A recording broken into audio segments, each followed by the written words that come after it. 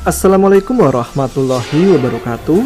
Jumpa lagi dengan saya Tama dalam Ada Apa Gerangan. Bagaimana kabar kalian? Semoga selalu diberikan kesehatan dan juga rezeki yang cukup. Kita lanjut perjalanan Tio dan Bang Roy menyelamatkan Tony dan Tina yang harus menanggung perbuatan mereka di atas Gunung Dempo. Oke, bagaimana kelanjutan ceritanya? Teman-teman Ada Apa Gerangan? Ceritanya mulai dari sini.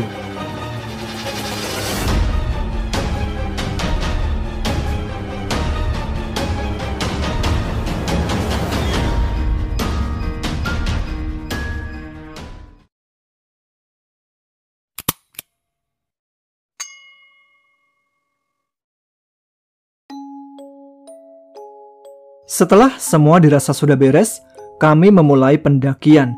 Kali ini, misi kami berbeda dari sebelumnya. Jika kemarin, tujuannya ke puncak Merapi. Tapi tidak untuk kali ini. Tujuan kami hanya satu, yaitu mengevakuasi Tony dan Tina. Tepat jam 9:15, kami menerobos kegelapan malam ditemani rintik-rintik hujan yang belum juga kunjung reda. Beruntung hujan kali ini tidak disertai angin kencang. Jadi kami tidak perlu takut akan tertimpa dahan-dahan yang terlepas dari batangnya. Bang Roy memang asik. Di sepanjang perjalanan, beliau tidak henti-hentinya bercerita perihal alam, sejarah, sampai kisah-kisah yang melegenda. Salah satunya kisah pertempuran hebat antara si Pahit Lidah dan si Mata Empat. Aku tahu tujuan Bang Roy bercerita agar aku tidak terlalu terhanyut dalam kelelahan yang kian menyiksa. Cerita-cerita Bang Roy berhasil membuat pendakian kami tanpa jeda. Aku menjadi termotivasi dan lebih bersemangat.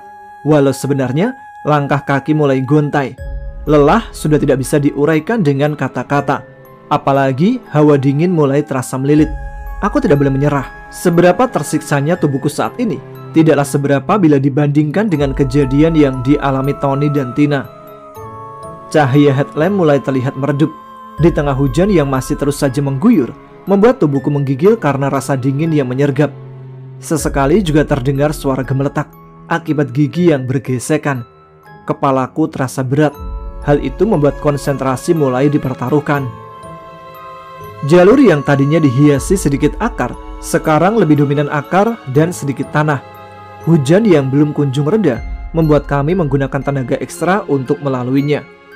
Entah sudah berapa lama pendakian kami, jalur yang tadinya dihiasi oleh akar pepohonan dan sedikit tanah kini berubah menjadi bebatuan merah dengan jurang yang curam. Di sini Bang Roy memperingatkanku untuk berjalan lebih hati-hati lagi karena bebatuan ini sangat licin. Beruntung hujan tidak lagi menghiasi pendakian kami. Sepertinya Bang Roy tahu kalau tenagaku mulai habis. Terlihat dari caranya yang berhenti setelah 3 langkah. Setiap pemberhentiannya juga beliau selalu mengulurkan tangan untuk membantuku. Seketika aku mulai berandai-andai. Mungkin pendakian pagi tadi akan terasa lebih hangat bila bersama Bang Roy. Tidak beberapa lama lagi kita sampai di Cadas. Jika sudah di sana, berarti lokasi makam perintis sudah tidak jauh lagi, ujar Bang Roy sembari mengulurkan tangannya untuk membantuku melewati jalur bebatuan ini. Aku mengesampingkan rasa lelah yang melanda. Sekarang aku menjadi lebih semangat tatkala mendengar penuturan Bang Roy yang mengatakan bahwa kami sebentar lagi sampai. Memang pendakian pertama kami tidak seindah pengalaman kawan-kawan lainnya.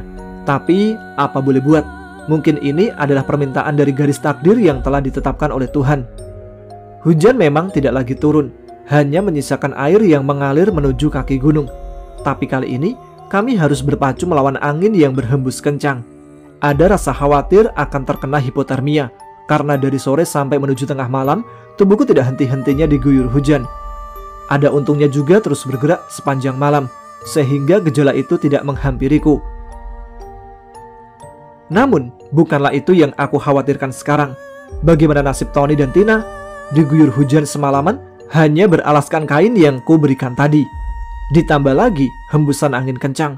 Karena berada di puncak gunung, sudah dapat dipastikan betapa tersiksanya kedua temanku itu. Aku kagum kepada Bang Roy. Walaupun usia tidak lagi muda, tapi staminanya patut diacungi jempol. Lagi pula, beliau orangnya sangat sabar. Mungkin karena dia taat beribadah, sehingga jiwanya bisa setenang ini. Kami pun akhirnya telah memasuki area cadas. Karena lokasi makam perintis sudah tidak jauh lagi, di sini kami berhenti sejenak hanya untuk minum saja. Dirasa waktu beristirahat sudah cukup, kami pun segera melanjutkan pendakian kembali. Dan benar saja, tidak lama kami akhirnya sampai di makam perintis. Bang Roy tidak henti-hentinya mengucapkan kalimat istighfar saat melihat posisi Tony dan Tina masih dalam keadaan tubuh yang menyatu. Sementara Tony dan Tina kami temukan masih dengan posisi di atas makam perintis. Mereka sudah dalam keadaan tidak sadarkan diri. Bang Roy lalu memeriksa keduanya. Mereka terkena hipotermia. Kita harus membuat perapian untuk menghangatkan tubuhnya. Kita juga harus membuat tenda, lalu memindahkan Tony dan Tina dari atas makam ini, ujar Bang Roy.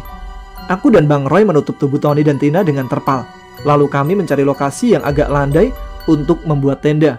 Karena memang tempat ini termasuk tebing cadas, jadi agak susah mencari tempat yang cocok untuk memasang tenda. Apalagi Bang Roy menginginkan lokasi yang ada pepohonan agar dapat berlindung dari terpaan angin.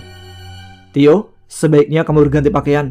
Takut nanti kamu juga terkena hipo, ujar Bang Roy. Loh, kamu mau kemana? Memangnya peralatan kalian tidak di sini? Sambung Bang Roy dengan pertanyaan. Beliau tampak heran melihatku yang berjalan ke arah puncak gunung. Di pelataran, jawabku.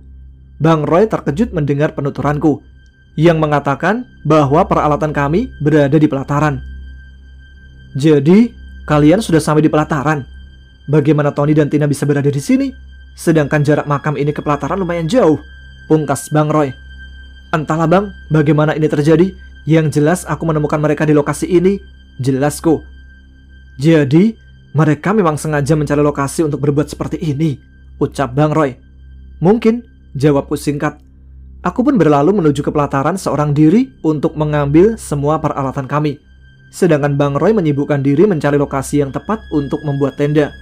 Namun kali ini, ada yang aneh. Entah mengapa, di sepanjang perjalanan menuju pelataran, bulu kuduku berdiri. Aku seolah merasakan ada yang mengikuti dari arah belakang.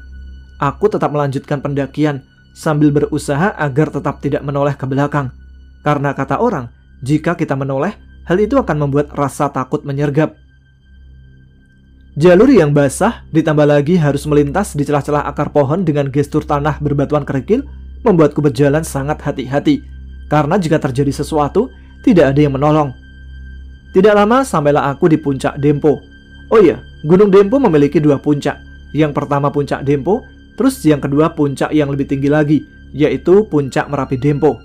Aku lega, karena jika sudah berada di puncak Dempo, itu berarti pelataran sudah tidak jauh lagi. Di sini jalurnya sudah landai, hingga tidak lama aku tiba di pelataran. Aku sempat mencari-cari keberadaan tenda.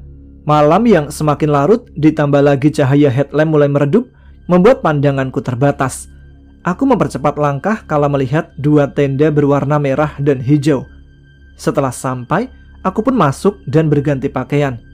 Namun, saat aku sedang berada di dalam tenda, indera pendengaran seolah menangkap suara seseorang yang sedang menggerutu kesal dari arah luar. Aku capek. Kenapa aku berada di sini? Jauh-jauh meninggalkan rumah hanya untuk menyiksa tubuh. Aku pun menengok keluar tenda dengan posisi separuh tubuh masih berada di dalam. Aku celingukan mencari keberadaan suara tersebut, ditemani cahaya headlamp yang melekat di kening. Sejurus kemudian, aku sadar bahwa tidak ada seorang pun di luar tenda. Merinding sudah tidak bisa dihindari. Buru-buru aku mengemasi semua tenda dan menyimpannya ke dalam tas carrier. Namun, ketika aku mengambil peralatan masak, lagi-lagi keanehan terjadi. Makanan yang dimasak Tina, yang masih tertata di atas meja batu, belum sempat disimpan, tahu-tahu sudah ludes tanpa sisa, bahkan bersih seperti dijilat kucing. Secara logika, mangkok-mangkok kosong yang tidak tertutup seharusnya berisi air, karena memang hujan turun dari sore sampai menjelang tengah malam. Tapi malah setetes pun tidak berisi air. Memikirkan semua itu membuatku semakin takut. Aku pun memutuskan untuk segera turun menuju Bang Roy. Kali ini di punggung dan bahu kiri dan kanan berisi tas carrier. Namun rupanya hal itu malah menyulitkan perjalananku. Akhirnya aku memutuskan untuk membawa dua tas saja. Namun saat sedang berjalan, tiba-tiba aku seolah merasakan ada seseorang yang menepuk pundakku. Sini, saya bantu, ujar Bang Roy. Entah dari mana datangnya. Tahu-tahu Bang Roy sudah berada di belakangku. Aku merasa aneh. Tapi ya sudahlah. Yang penting sekarang aku tidak harus direpotkan oleh 2 tas ini. Dari atas ketinggian, sudah mulai terlihat cahaya dari api unggun yang dibuat oleh Bang Roy. Itu berarti langkahku sudah semakin dekat. Tapi semakin mendekat, aku seolah melihat keberadaan Bang Roy di dekat api unggun itu. Hati yang bingung mulai berkecamuk tidak karuan. Lantas, siapa sesosok yang membantu membawakan tas carrier di belakangku saat ini? Aku membatin. Jujur, di sini seluruh bagian tubuhku mulai merasakan merinding yang begitu hebat. Telinga seolah terasa memanjang. Namun, karena rasa penasaran, akhirnya aku menoleh ke belakang dengan tujuan untuk mencari tahu siapa sosok yang bersamaku saat ini. Dan betapa terkejutnya tatkala tahu bahwa tidak ada orang bersamaku. Dan anehnya, 2 tas carrier masih menempel di tubuhku. Padahal jelas-jelas tadi ada Bang Roy. Dia juga mengambil 1 ransel untuk meringankan bebanku. Aku berpikir sejenak, kenapa setiap keanehan yang terjadi selalu melibatkan Bang Roy? Tapi ya sudahlah, mungkin karena kecapean membuat pikiranku berhalusinasi. Aku memilih untuk melanjutkan kembali perjalanan, ketimbang harus memikirkan hal yang membuat nyali ciut. Sepeninggalanku, ternyata Bang Roy telah melakukan semuanya seorang diri. Terlihat Tony dan Tina sudah tidak lagi di atas makam. Mereka sudah dipindah ke dalam tenda. Sedih rasanya tatkala melihat Bang Roy tertunduk terpaku menatap Tony dan Tina, diiringi derayan air mata. "Kamu sudah sampai. Itu nasi bungkus saya bawa dari rumah. Makanlah," ujar Bang Roy sembari menunjuk ke arah nasi bungkus yang tergeletak di atas bebatuan tidak jauh dari api unggun. Aku pun menurunkan semua tas carrier yang kubawa, lalu mengambil sebungkus nasi dan memakannya. Sebenarnya nasi yang dibawakan oleh Bang Roy adalah makanan favoritku, karena lauknya adalah rendang. Tapi karena pikiran sedang tidak bersahabat, ditambah lagi tubuh yang kelelahan, membuat nafsu makan sedikit terganggu. Sembari aku menyantap nasi bungkus, Bang Roy terus berusaha merawat Tony dan Tina agar keduanya tersadarkan diri. Tapi nampaknya tidak berhasil. Sementara aku masih kebingungan atas kejadian tadi. Sembari makan, aku terus saja memperhatikan Bang Roy dengan ekspresi keheranan. Seberes makan, aku memasang tenda, lalu memasak air untuk membuat kopi, sebelum melewatkan malam dengan beristirahat. Suasana di puncak gunung berhasil membuat lelapku sedikit melupakan duka nestapa yang penuh derita ini. Kami pun akhirnya memutuskan untuk membiarkan Tony dan Tina agar mereka bisa beristirahat dengan tenang. Karena cuaca sangat dingin, aku dan Bang Roy turut juga memejamkan mata tepat pukul 2 pagi, ditemani suara gebrakan dinding tenda yang diakibatkan oleh tiupan angin kencang.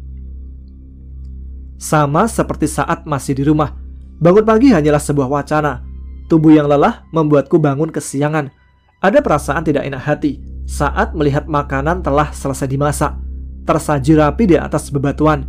Bang Roy telah melakukan semuanya tanpa harus membangunkanku. Dengan penglihatan yang masih samar-samar pasca bangun tidur, aku memandangi Bang Roy sedang membimbing Tony dan Tina yang telah sadarkan diri untuk tetap tenang, supaya bisa membuat keduanya lebih rileks. Tapi upaya itu masih belum berhasil membuat Tony dan Tina terbebas dari penderitaan yang memilukan. Hari ini cuaca cukup cerah. Matahari mulai naik. Cahaya sunrise di ufuk timur memberikan sinar berwarna kuning keemasan. Lagi-lagi, mataku dimanjakan oleh keindahan. Pagar alam memang luar biasa. Aku menghela nafas panjang. Seharusnya kopi hangat yang aku seruput pagi ini terasa sangat nikmat. Tapi lagi-lagi duka nestapa membuatnya hambar.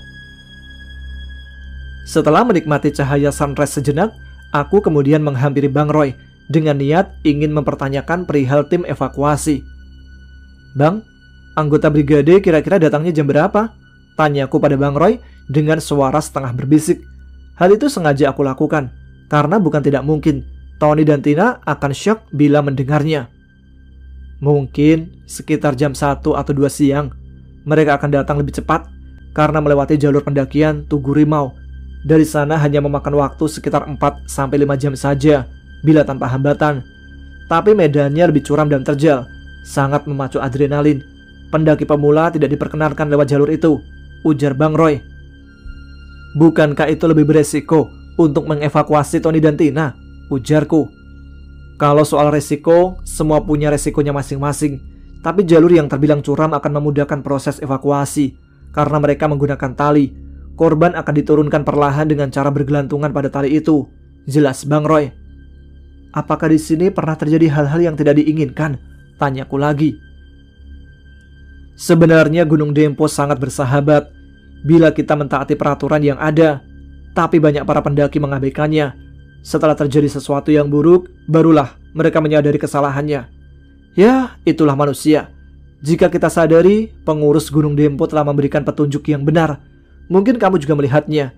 Dari shelter gerbang rimba sampai menuju puncak, terpampang 99 pang bertuliskan sifat-sifat Allah atau Asmaul Husna. Sebenarnya itu adalah petunjuk agar di sepanjang pendakian kita selalu mengingat Sang Pencipta alam semesta. Jelas Bang Roy. Aku mengangguk-anggukkan kepala sebagai isyarat memahami penjelasan Bang Roy. Memang benar apa yang beliau katakan.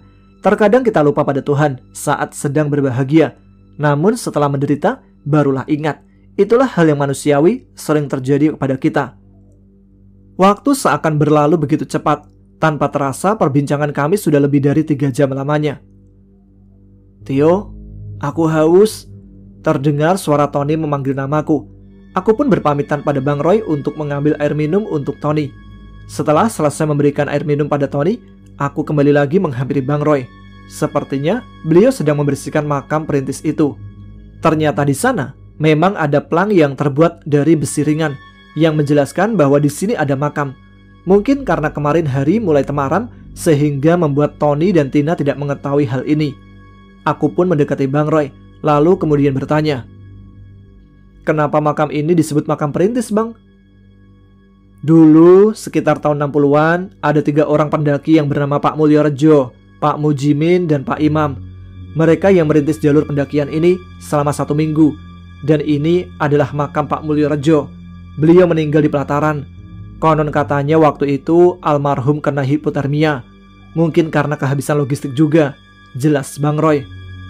Kenapa almarhum tidak dibawa turun? Tanyaku lagi. Mengetahui bahwa temannya sudah meninggal, Pak Mujiman dan Pak Imam turun untuk meminta bantuan penduduk terdekat. Waktu itu evakuasi dipimpin langsung oleh pemerintah setempat, dibantu relawan, TNI dan Polri. Tapi sepertinya alam berkehendak lain. Gunung Dempo seolah menginginkan agar jasadnya dimakamkan di sini. Saat ingin dibawa turun, hujan badai pun datang. Ajaibnya, saat diletakkan kembali, cuaca seketika menjadi cerah. Hal itu dilakukan sampai 3 kali. Hasilnya tetap sama. Akhirnya semua sepakat untuk memakamkan jenazahnya di sini. Jadi ini bukan makam tapak tilas seperti yang diceritakan oleh banyak orang. Ini asli adalah makam dari orang pertama yang membuka jalur. Jelas Bang Roy. Subhanallah.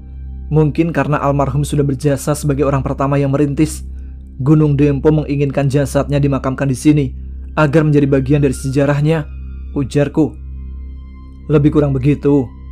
Kemudian Bang Roy mengajakku untuk mengirimkan doa kepada ahli kubur sebagai penghormatan. Aku mendapatkan pelajaran yang berarti dari penjelasan Bang Roy. Beliau juga berpesan untuk kawan-kawan yang ingin mendaki ke puncak Dempo. Hendaknya tidak meminta sesuatu pada tempat-tempat yang sakral seperti ini. Tapi kirimlah doa jika ingin memberi penghormatan.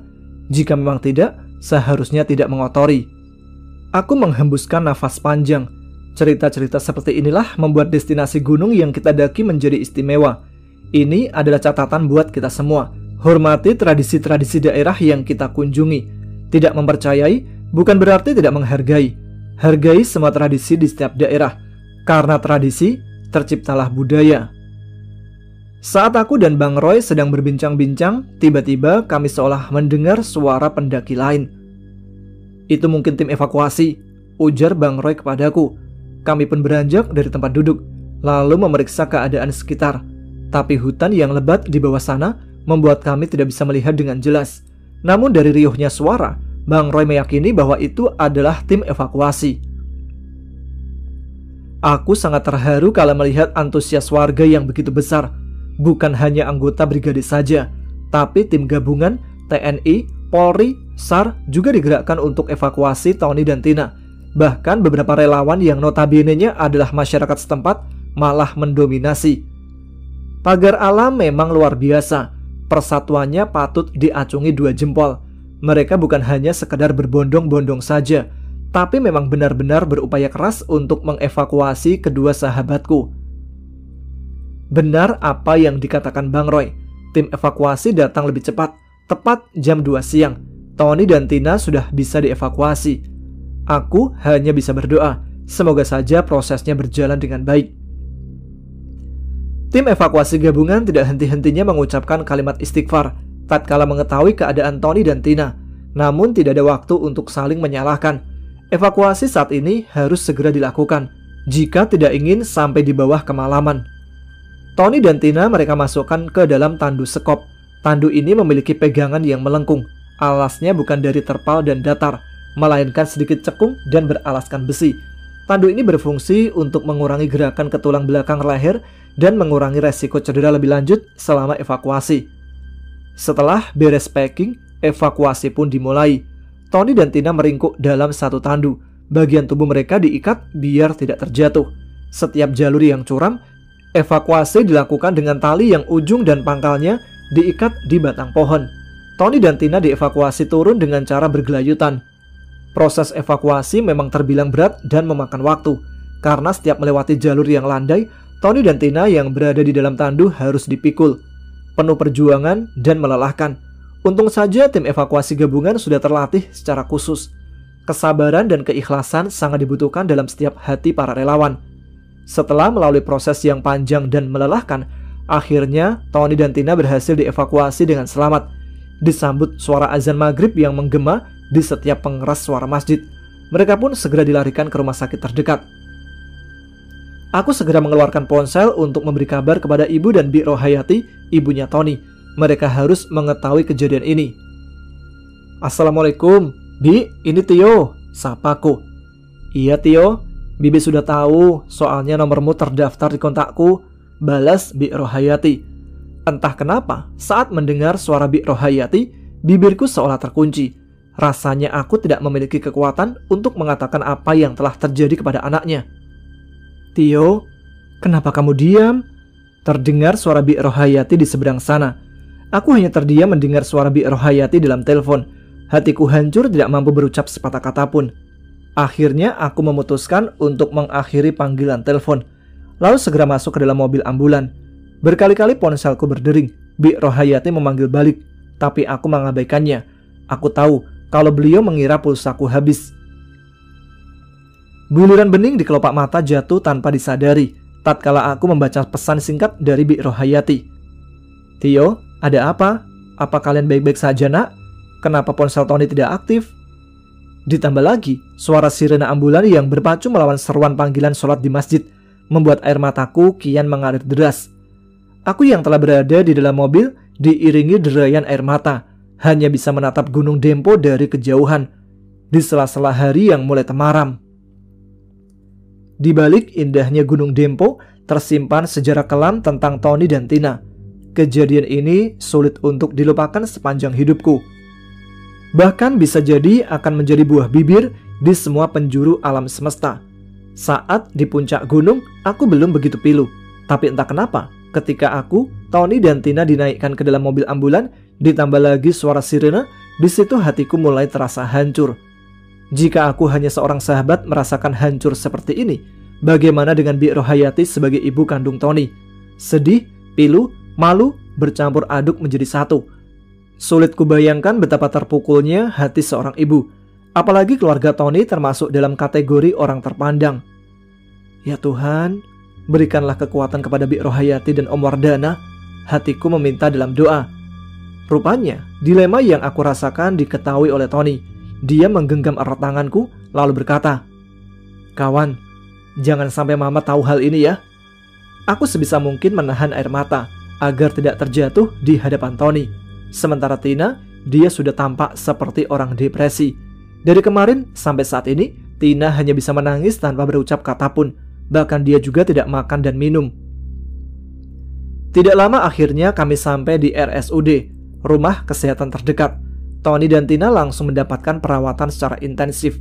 Sementara aku seolah semakin tidak bertenaga. Tubuhku lemah tatkala melihat Tony dan Tina dibawa masuk ke ruang UGD. Bebarengan dengan itu juga, Bang Roy dan istrinya datang. "Tio, apakah kamu sudah menghubungi Bik Rohayati?" tanya Bang Roy kepadaku. "Tadi aku sudah menghubunginya, Bang, tapi sepertinya aku nggak sanggup untuk mengatakannya," jawabku. Bang Roy menghela nafas panjang kemudian berkata, "Abang mengerti apa yang kamu rasakan. Biarlah saya saja memberi kabar." Aku melihat Bang Roy mengeluarkan ponselnya dari dalam saku. "Abang yakin ingin memberitahukan semua ini pada Bik Rohayati?" tanyaku. "Tio, ini darurat. Jika para medis ingin mengambil keputusan secara intensif, tentu pertanggungjawaban dari pihak keluarga yang mereka inginkan," ujar Bang Roy. "Aku cuma takut Bik Rohayati dan Om Wardana akan terguncang mendengar kabar ini," ucapku dengan nada lemah. "Apa boleh buat, mereka harus tahu. Jangan sampai nanti kita yang disalahkan," pungkas Bang Roy. "Percayakan semuanya pada Bang Roy. Kakak yakin abangmu akan menyampaikan dengan bahasa yang benar," timpal Kak Farida, istri Bang Roy. Aku hanya diam tanpa isyarat. Dilema ini sungguh rumit. Aku bahkan tidak tahu harus memulai dari mana. Tidak lama kemudian keluar salah satu dokter yang menangani Tony dari ruangan UGD. "Kalian keluarga Tony dan Tina?" tanya dokter itu. "Kami semua adalah keluarganya," jawab Bang Roy. "Ikut ke ruangan saya," ujar dokter itu lagi. Aku dan Bang Roy ikut dokter tersebut ke ruangannya, sementara Kak Farida menjenguk Tony dan Tina. Dokter ini bernama Haikal, terlihat nemtek di bajunya. Setelah mempersilahkan aku dan Bang Roy duduk, Dokter Haikal membuka pembicaraan. "Pasien mengalami gancet." Aku dan Bang Roy hanya diam mendengar ucapan Dokter Haikal. "Maaf dok, kalau boleh tahu gancet itu artinya apa ya?" tanya Bang Roy. "Arti gancet adalah kondisi ketika organ intim pria tersangkut di dalam vagina saat sedang melakukan hubungan intim. Hingga saat ini, fenomena gancet belum banyak yang meneliti dan mengkaji secara medis, sebab kejadian ini sangat jarang terjadi. Secara medis, gancet adalah salah satu manifestasi dari gangguan vaginismus. Kita biasa menyebutnya penis captivus," ujar Dokter Haikal. "Maaf dok, saya tidak mengerti dengan bahasa yang dokter ucapkan. Maklum, saya hanya tamatan SMP," ujar Bang Roy. "Oke gini, gancet merupakan suatu kondisi penis terjepit pada vagina. Hal ini terjadi saat otot-otot panggul bawah perempuan berkontraksi sangat kuat atau tertarik ketika penis berada di dalamnya. Oleh karena itu, secara umum istilah gancet ini digunakan untuk merujuk pada kondisi ketika organ intim pria tersangkut dalam vagina ketika sedang melakukan hubungan intim," jelas Dokter Haikal. "Kenapa itu bisa terjadi dok?" tanya Bang Roy. "Ada banyak faktor penyebab terjadinya gancet.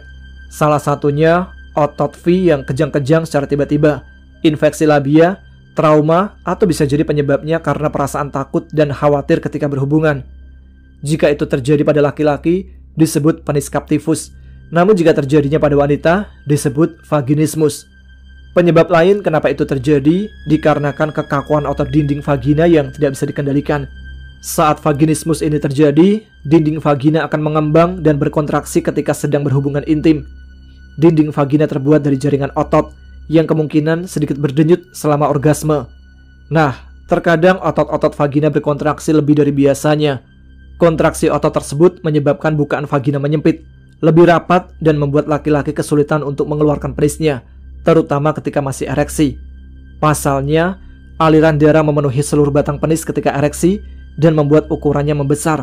Hal itu membuatnya semakin sulit ketika dikeluarkan, jelas Dokter Haikal secara singkat dan cepat. "Lantas, langkah apa yang harus kita ambil untuk menolong Tony dan Tina dok?" tanya Bang Roy.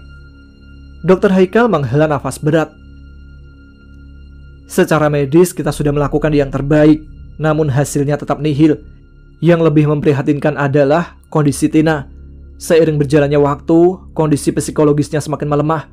Kita harus cepat menindaklanjutinya kalau tidak ingin keduanya meninggal karena kelelahan," pungkas Dokter Haikal. Serasa tersambar petir di siang hari ketika mendengar penuturan Dokter Haikal. "Saya belum bisa mengambil keputusan dok. Kita harus menunggu kehadiran orang tuanya, baik Tina ataupun Tony," ujar Bang Roy. "Kita sudah tidak punya banyak waktu lagi. Kejadian ini sudah lebih dari 24 jam. Jika tidak segera ditindaklanjuti, keduanya bisa mengalami hal yang lebih buruk karena kelelahan," ujar Dokter Haikal. Lantas, kebijakan seperti apa yang akan diambil? Tanya Bang Roy.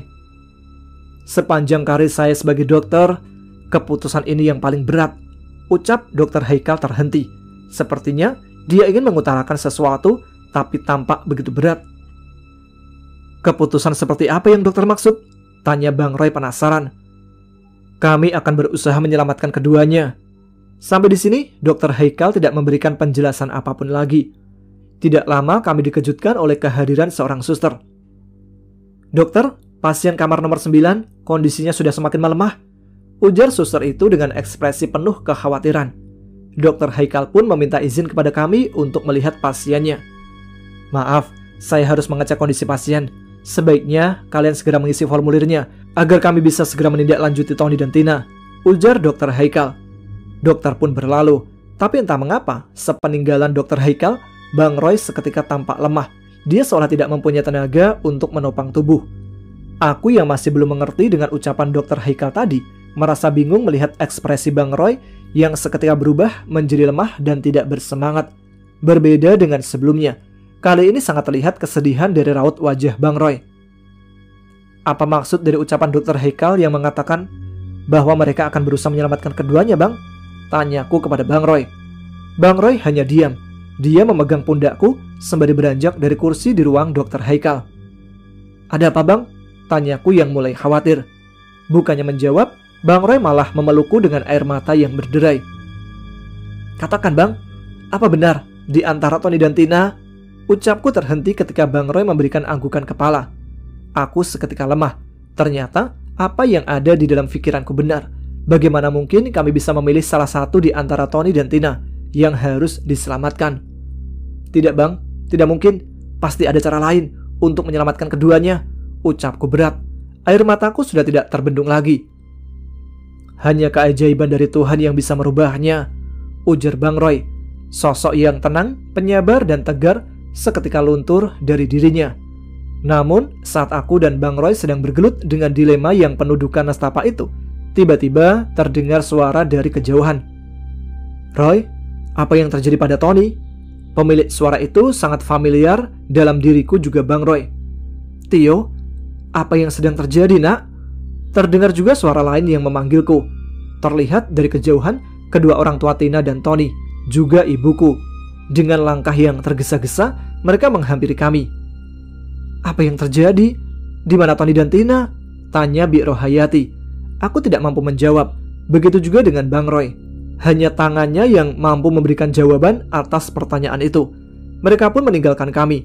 Kemudian bersama dengan ibuku, kedua orang tua Tina, Bi Rohayati, dan Om Wardana menuju kamar yang ditunjuk oleh Bang Roy.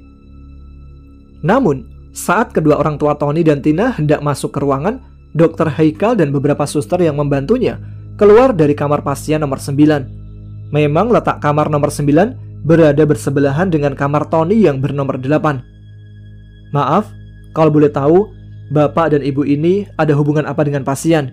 Tanya Dr. Haikal. Kami orang tuanya Tony, dan ini orang tuanya Tina, jawab Om Wardana memperkenalkan. Maaf, kami berharap Bapak dan Ibu jangan menjenguknya dulu, karena itu akan berakibat buruk pada psikologi pasien. Batin mereka akan lebih tertekan, pungkas Dr. Haikal. Apakah kami tidak boleh tahu apa yang terjadi kepada anak kami? Tanya Bi Rohayati. Kami sedang mengalihkan pikirannya agar pasien tidak panik dan menjadi rileks, tutur Dr. Haikal. Memangnya apa yang terjadi pada anak-anak kami, Dok? Tanya Om Wardana. Sebaiknya Bapak dan Ibu ikut ke ruangan saya, ujar Dr. Haikal. Setelah tiba di ruangannya dan mempersilahkan kedua orang tua Tony dan Tina duduk, Dr. Haikal membuka percakapan. Kami telah membawa Tony dan Tina ke IGD. Kami juga telah melakukan pembiusan yang ditangani langsung oleh dokter spesialis anestesi untuk dilakukan injeksi, dengan tujuan agar bisa melemaskan otot-otot vagina yang menegang. Jelas Dr. Haikal. Memangnya anak kami kenapa, Dok? Tanya Pak Wardi, ayah dari Tina. Pasien mengalami gancet, pungkas Dr. Haikal berat. Astagfirullah. Kedua orang tua Tony dan Tina terkejut mendengar penuturan Dr. Haikal. Sementara itu, Bi Wanti, ibu kandung Tina, sangat syok mendengar kabar tentang anaknya. Tubuhnya bergetar, diiringi air mata yang berderai, sampai-sampai hampir pingsan. Bapak dan Ibu jangan malu, karena fenomena gancet ini bisa terjadi pada siapa saja, termasuk pasangan yang sudah menikah secara resmi, tutur Dr. Haikal. Kedua orang tua Tony dan Tina sangat terpukul mendengar penjelasan Dr. Haikal. Apakah tidak bisa dipisahkan, Dok? Tanya Om Wardana dengan suara yang bergetar. Berbagai upaya telah kami lakukan, tapi hasilnya belum menghasilkan, jawab Dr. Haikal. Apakah berdampak kematian? Tanya Om Wardana pada Dr. Haikal. Dr. Haikal melihat kedua orang tua Tina dan Bi Rohayati yang hanya bisa menangis saat mendengar kabar tentang anaknya itu. Pandangan Dr. Haikal mengisyaratkan ada hati yang bergejolak ketika dia ingin menjawab pertanyaan Om Wardana. Sebenarnya gancet tidak berdampak kematian. Justru kematian saat sedang berhubungan intim yang akan berdampak gancet, pungkas Dr. Haikal. Lantas, apa masalahnya, Dok? Tanya Om Wardana tegas. Masalahnya ada pada Tina, tegas Dr. Haikal. Apa maksud dokter? Tanya Om Wardana. Tekanan batin yang dialami oleh Tina membuat usaha untuk membebaskannya dari gancet menjadi semakin sulit. Psikologisnya semakin melemah, berpotensi besar akan terkena serangan jantung. Hal itulah yang membuat mereka tidak bisa dilepaskan, pungkas Dr. Haikal. Apakah sama sekali tidak ada cara untuk membebaskan mereka dari fenomena ini? Tanya Om Wardana. Hanya ada dua pilihan. Tina meninggal karena serangan jantung dan Tony bisa selamat. Jika kita menyelamatkan Tina, bukan mendahului takdir Tuhan, sudah dapat dipastikan bahwa Tony tidak bisa diselamatkan. Ucapan Dr. Haikal membuat ruangan itu dipenuhi oleh tangisan yang penuh dengan duka nestapa. Selang beberapa saat dari penjelasan Dr. Haikal, tiba-tiba tubuh ibu kandung Tina lemah. Hal itu membuatnya pingsan dan hampir jatuh dari kursi. Sebaiknya Pak Wardana dan Pak Wardi segera mengisi formulirnya agar kami bisa menindaki pasien lebih lanjut. Waktu kita sudah tidak banyak, pungkas Dr. Haikal. Disinilah dilema besar terjadi. Bagaimana bisa Om Wardana dan Pak Wardi mengikhlaskan kepergian anaknya? Secara tidak langsung, mereka telah menjembatani kematian anaknya sendiri. Saat orang tua Tony dan Tina sedang dilanda dilema karena diminta keputusan yang sangat berat, tiba-tiba lampu triase IGD berwarna merah berkedip. Tidak lama seorang suster datang ke ruangan Dr. Haikal. Dr. Haikal, pasien sudah kami pindahkan ke area khusus resusitasi, ujar suster itu. Pasien kamar nomor berapa? Tanya Dr. Haikal kepada suster tersebut. Nomor 8, Dok, jawabnya lagi. Dr. Haikal beranjak dari tempat duduknya, lalu bersiap untuk bergegas menuju ruangan khusus resusitasi. Namun, sebelum benar-benar pergi, dia mengingatkan kembali agar Om Wardana dan Pak Wardi segera mengisi formulirnya, supaya Tony dan Tina bisa segera ditindaklanjuti. Mendengar bahwa pasien yang dipindahkan itu oleh suster adalah kamar Tony dan Tina, Om Wardana dan Bi Rohayati, juga kedua orang tua Tina, segera mengikuti langkah Dr. Haikal menuju ruang khusus resusitasi. Namun, saat semuanya hampir tiba di ruangan yang dimaksud, tiba-tiba salah satu suster yang membantu menangani kasus Tony dan Tina mencegah mereka untuk ikut masuk. Maaf Bu, Pak, tidak boleh ikut masuk, ujar salah seorang suster melarang orang tua Tony dan Tina. Langkah kaki kedua orang tua Tony dan Tina pun terhenti. Takdir begitu kejam, dia bahkan tidak memberi mereka kesempatan untuk menjenguk darah dagingnya sendiri. Proses berjalan begitu lambat. Entah apa yang terjadi di dalam sana. Bagaimana keadaan Tony dan Tina, kami sama sekali tidak tahu. Kecemasan yang besar sangat terlihat di rona wajah kami. Hal itu diakibatkan oleh rasa kekhawatiran yang besar.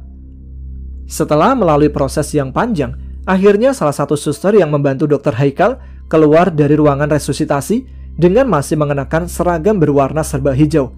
Dia menghampiri kami. Siapa yang bernama Tio? Tanya suster itu pada kami.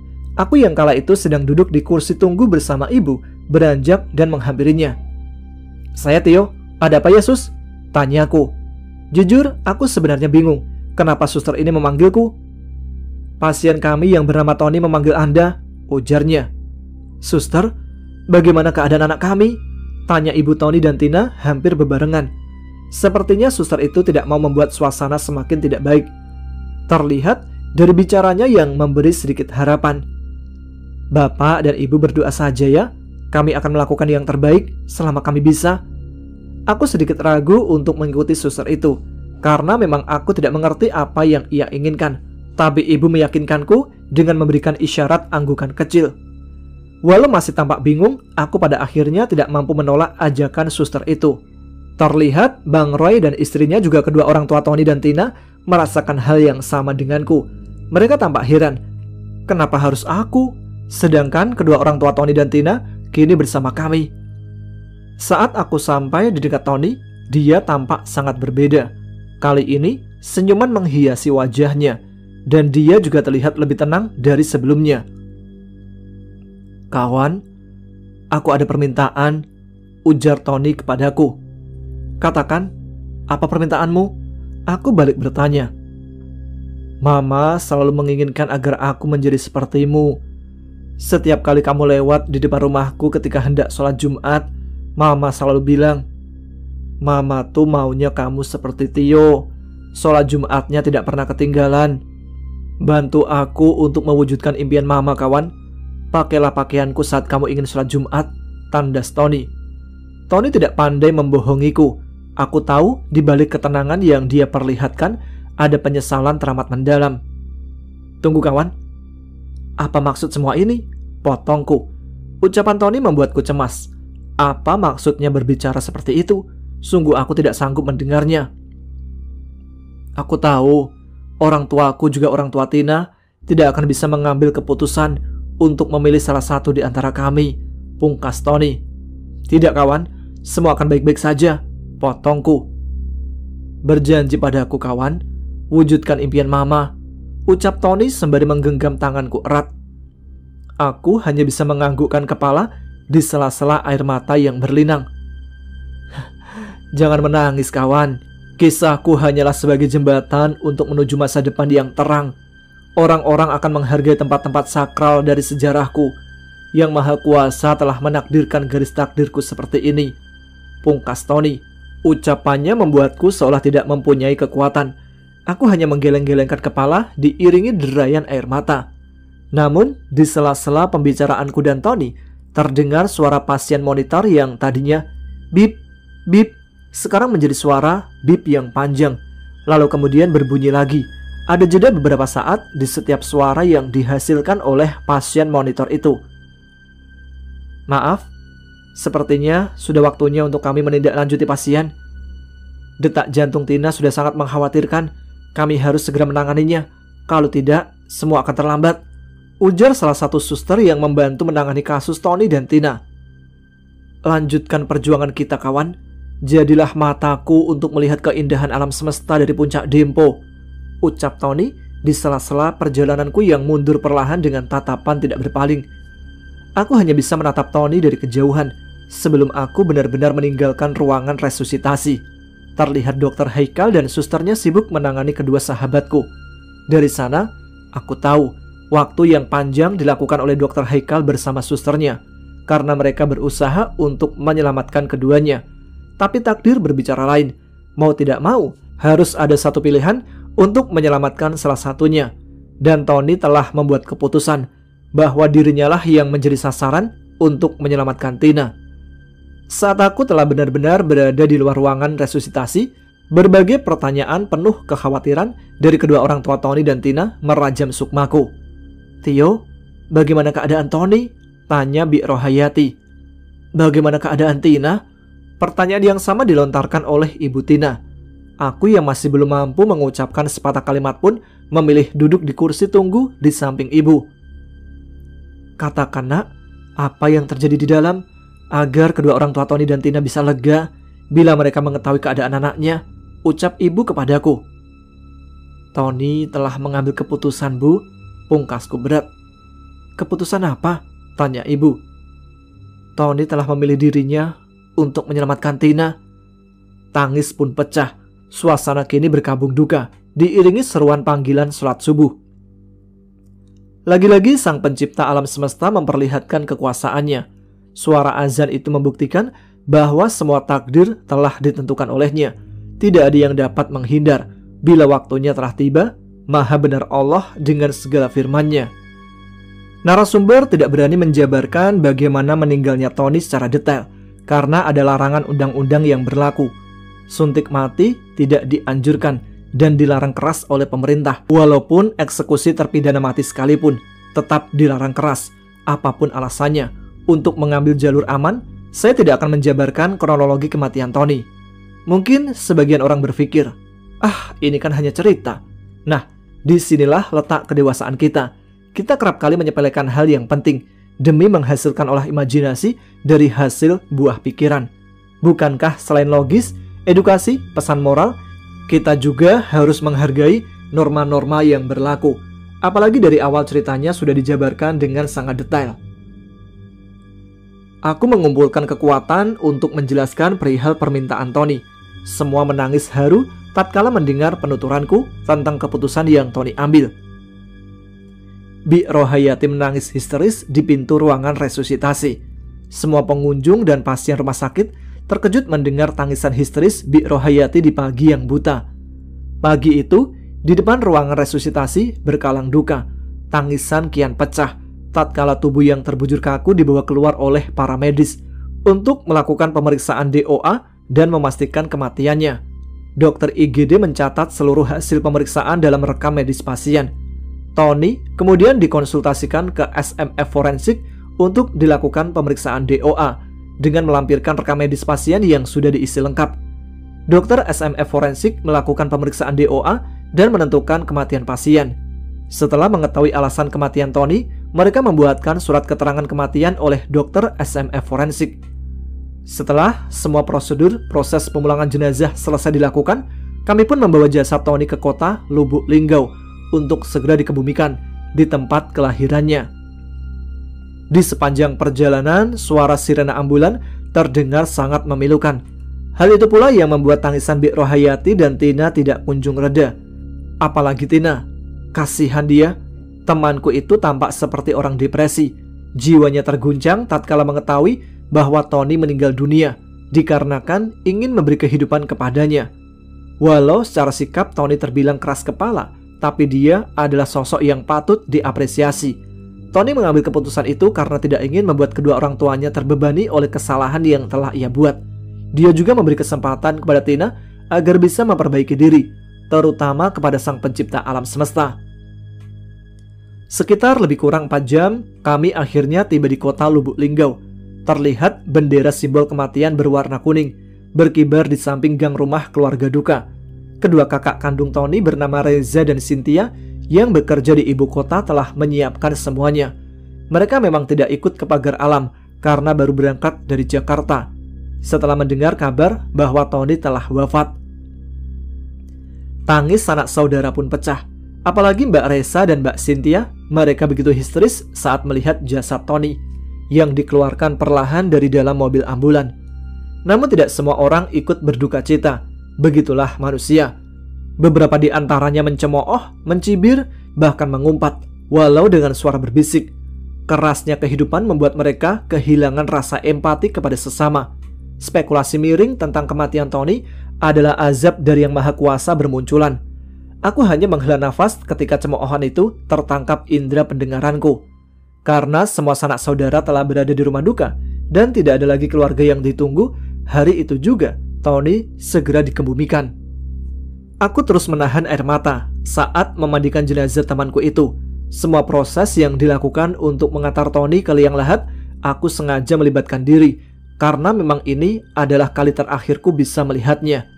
Aku hanya berharap semoga segala amal perbuatannya diterima oleh Sang Pencipta alam semesta. Pemakaman Tony segera akan dimulai. Ruang kubur yang sedari tadi digali telah selesai dikerjakan. Isak tangis keluarga terdengar sangat jelas. Berbeda dengan yang lainnya, Bi Rohayati terlihat sangat histeris. Dia juga meronta-ronta tidak terkendali. Kesedihan di muka liang kubur menyelimuti suasana, mempengaruhi jiwa-jiwa yang hadir di pemakaman, merangkul semua raga bak selimut penderitaan. Di sini aku menyadari, kehilangan adalah sesuatu yang sangat menyakitkan. Terlebih lagi, Tony adalah putra satu-satunya. Begitu berat untuk Bi Rohayati menampung dan menerima kenyataan ini. Dia hanya bisa menuntut keadilan Tuhan dan mengutuk keadaan, seakan tidak percaya dengan kenyataan yang telah terjadi. Hujan masih tak kunjung reda sampai pergantian waktu dari terang ke gelap. Malam ini adalah hari pertama tahlilan Tony. Malam pertama baginya di alam kubur. Tahlilan hari pertama Tony tidak terlalu banyak dihadiri oleh warga, karena memang hujan dari sore menjelang waktu sholat isya belum juga kunjung reda. Hanya beberapa orang dari pihak keluarga dan tetangga terdekat saja yang datang. Setelah selesai acara tahlilan, aku menjumpai Bang Roy untuk membicarakan tentang janjiku pada Tony yang harus aku tepati. Nanti setelah 7 hari Tony, aku akan ke pagar alam lagi Bang, ucapku kepada Bang Roy. Untuk apa? Tanya Bang Roy. Aku telah berjanji kepada Tony untuk menjadi matanya melihat keindahan alam semesta dari puncak Gunung Dempo, pungkasku. Kamu yakin ingin mendaki lagi? Tanya Bang Roy. Iya, karena itu adalah permintaan terakhir Tony. Aku menghela nafas berat saat menyebutkan nama sahabatku. Abang akan mendampingimu untuk mewujudkan janji itu, tegas Bang Roy. Terima kasih Bang.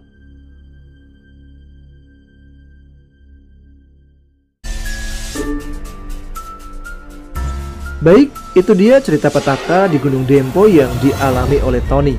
Kisah tragis mereka berakhir sampai di sini.